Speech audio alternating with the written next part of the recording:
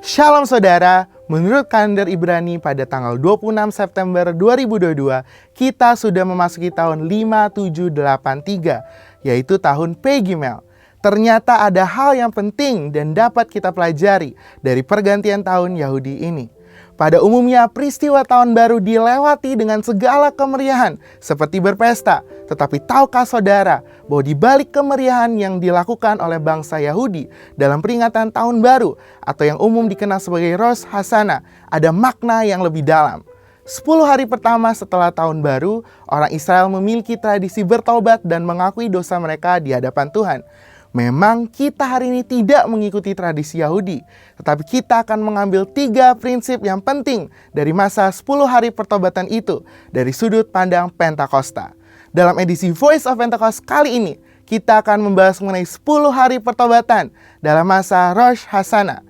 Pertama adalah pertobatan yang meliputi perubahan paradigma, penyesalan dan keputusan untuk berubah yang diwujudkan dengan usaha untuk memperbaiki diri dari kesalahan yang telah dilakukan.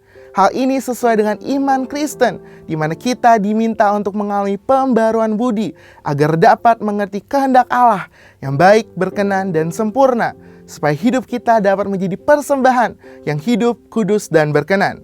Tujuannya bukanlah untuk menimbulkan intimidasi, tetapi dengan pengakuan dosa kepada Tuhan, kita memohon agar Ia mengampuni dan menyucikan kita dari segala kejahatan. Komitmen untuk hidup benar selaras dengan semangat kekudusan insan Pentakosta, di mana insan Pentakosta dipanggil untuk hidup dalam roh dan bukan dalam daging. Kedua adalah berdoa. Pertobatan yang benar diutarakan melalui doa sebagai wujud penyerahan diri kepada Allah dan kesadaran bahwa tidak dapat bertobat tanpa kekuatan dari Allah. Orang Yahudi mengingat bahwa penting untuk berseru kepada Tuhan selagi Ia mau ditemui, seperti yang terdapat dalam Alkitab. Misalnya seruan pertobatan Elia untuk bangsa Israel, seruan pertobatan Yosia, dan juga Nehemia.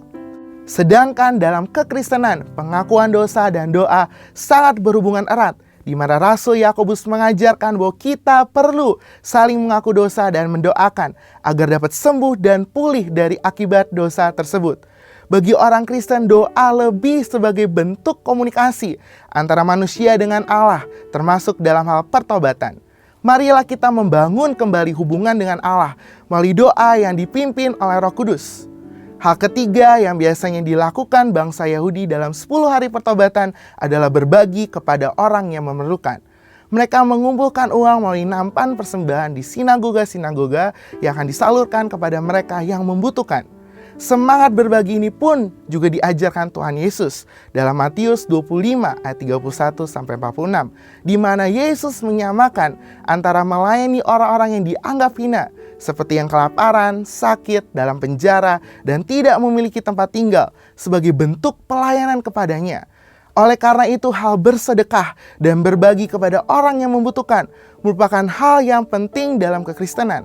Marilah kita melakukan sedekah dalam masa pertobatan agar kita dapat meningkatkan belas kasihan dan rasa syukur atas pengampunan yang telah Tuhan berikan. Kesimpulannya, ketiga hal yang dapat dilakukan dalam masa peringatan Rosh Hashanah tersebut adalah baik jika dilakukan dengan motivasi yang benar, bukan untuk mendapatkan keselamatan tetapi sebagai respon terhadap anugerah keselamatan yang sudah diberikan melalui pengorbanan Yesus di kayu salib.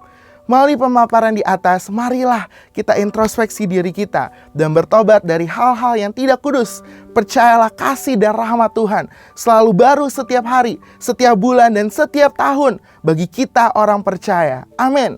Untuk penjelasan lebih lengkapnya dari tim teologi kami, silakan buka link yang ada di atas atau scan QR Code yang tersedia. Maranatha, Tuhan Yesus memberkati kita semua.